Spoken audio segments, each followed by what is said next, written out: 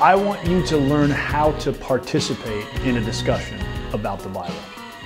Have you ever been at your gospel community or in any Bible study and there's the person who talks for a really long time in a meandering way about stuff that doesn't make sense? Or the person who's like, well, actually the Greek means this, and you're like, what do I do with that? These things happen all the time in Christian conversations about the Bible. And as we host and lead and build our church around gospel communities, we want to help you understand, hey, what makes for both a rich and fruitful discussion about the Bible? How do we talk about the text in a way that's actually understanding the text and applying it to our lives and to our hearts and to our souls in meaningful ways? That's what you want anyway. If you didn't want that, you wouldn't be in the room. But sometimes it's hard to get that because we're not sure how to enter into a meaningful discussion.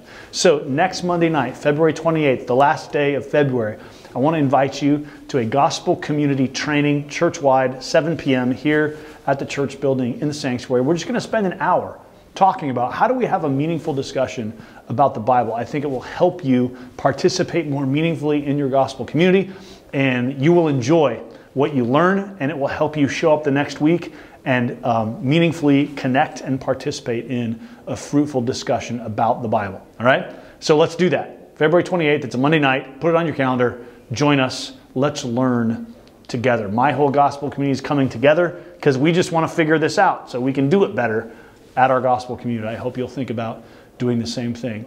Hey, I also need your help solving a problem. And the problem is this. People keep coming to me at the 9 a.m. service and be like, hey, when are we getting a new building?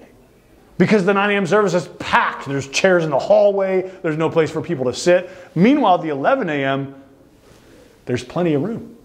So here's what I want to invite you to do. Some of you who come at 9 and would feel free to come at 11, it might help if you make that shift, because what I don't love is where one service feels super packed and feels like we have a space problem and where there's plenty of space in the other service. Obviously, you don't want us to buy another church building. You don't want us to add a third service. You don't want us to pull any of those triggers until we absolutely need to.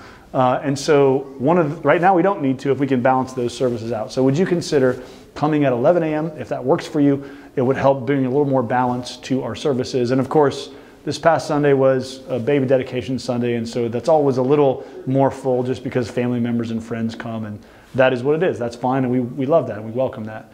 But if you'd consider switching services, it might help balance things out a little bit and help us feel at ease a little bit longer before we inevitably need to make some adjustments. So I appreciate you watching this weekly update, and I will see you next week for another one.